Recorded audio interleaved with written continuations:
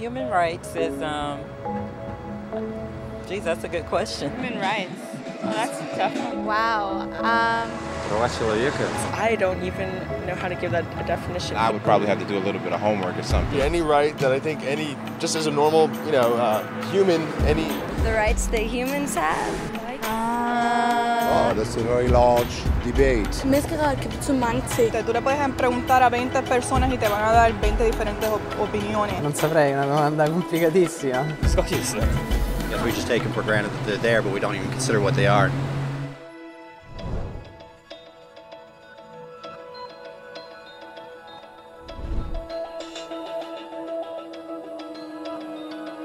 Human rights are the rights you have simply because you're human.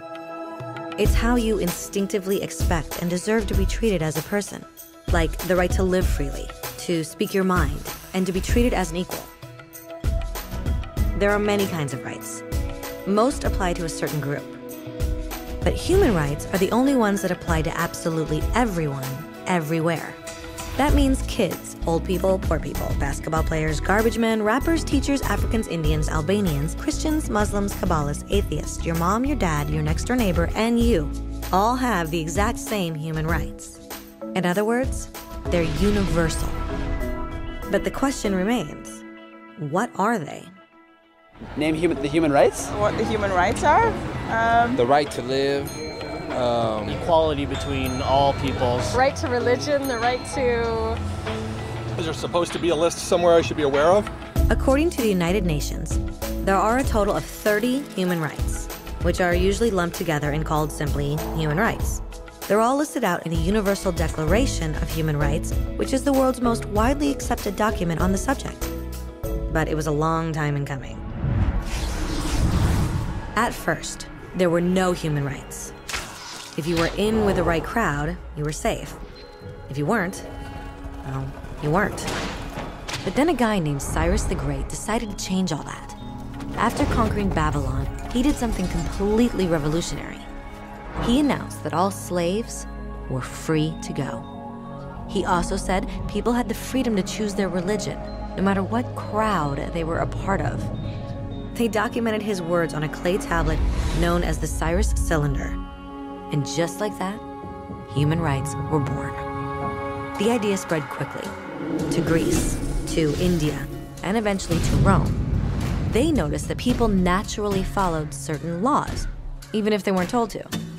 They called this natural law, but it kept getting trampled on by those in power.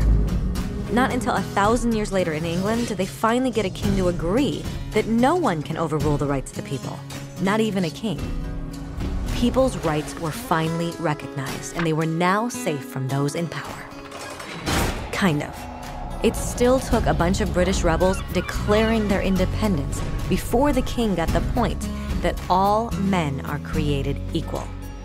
Which isn't to say he liked the idea, but he couldn't stop them, and America was born. The French immediately followed with their own revolution for their own rights. Their list was even longer, and they insisted that these rights weren't just made up. They were natural. The Roman concept of natural law had become natural rights. Unfortunately, not everyone was so thrilled.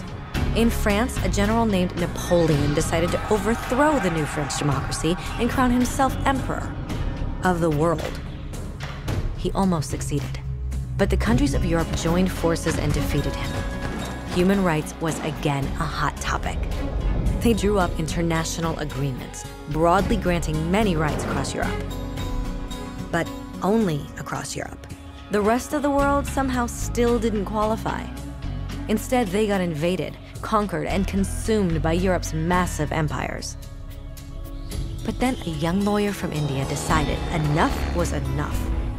His name was Mahatma Gandhi, and in the face of violence, he insisted that all people of Earth had rights, not just in Europe. Eventually, even Europeans started to agree. But it wasn't going to be that easy. 2 world wars erupted. Hitler exterminated half the Jewish population of Earth in horrifying Nazi death camps. And all told, 90 million people died. Never had human rights been so terrifyingly close to extinction. and never had the world been more desperate for change. So the countries of Earth banded together and formed the United Nations. Their basic purpose was to reaffirm faith in fundamental human rights, in the dignity and worth of the human person. But what were human rights?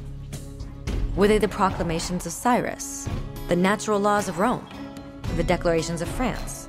Everyone seemed to have a slightly different idea of what human rights should be. But under the supervision of Eleanor Roosevelt, they finally agreed on a set of rights that applied to absolutely everyone. The Universal Declaration of Human Rights.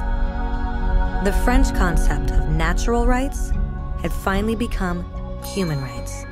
So, in summary, at first, only a few lucky people had any rights, until one of those guys decided, hey, other people should have some rights too, which was great, except not everyone agreed. And it only took a few thousand years of fighting and declarations and more fighting until everyone finally agreed that human rights should apply to everyone. And they all lived happily ever after. Except for one little problem. If people have the right to food and shelter, why are 16,000 children dying of starvation every day? 1 every 5 seconds. If people have freedom of speech, why are thousands in prison for speaking their minds? If people have the right to education, why are over 1 billion adults unable to read? If slavery has truly been abolished, why are 27 million people still enslaved today? More than twice as many as in 1800. The fact is, when it was signed, the Universal Declaration of Human Rights did not have the force of law. It was optional. And despite many more documents, conventions, treaties, and laws, it's still little more than words on a page. So the question is, who will make those words a reality? I have a dream today. When Dr. King marched for racial equality, he was marching for rights that had been guaranteed by the United Nations for almost 2 decades. But still, he marched. When Nelson Mandela stood up for social justice in the 1990s, his country had already agreed to abolish such discrimination for almost 40 years. But still, he fought. Those who fight today against torture, poverty, and discrimination are not giants or superheroes. They're people. Kids, mothers, fathers, teachers. Free-thinking individuals who refuse to be silent. Who realize that human rights are not a history lesson. They're not words on a page. They're not speeches or commercials or PR campaigns. They are the choices we make every day as human beings. They are the responsibility we all share to respect each other, to help each other, and to protect those in need. As Eleanor Roosevelt said, where, after all, do universal human rights begin? In small places close to home. So close and so small that they cannot be seen on any maps of the world. Yet they are the world of the individual person, the neighborhood he lives in, the school or college he attends, the factory, farm, or office where he works. Such are the places where every man, woman, and child seeks equal justice, equal opportunity, equal dignity without discrimination. Unless these rights have meaning there, they have little meaning anywhere.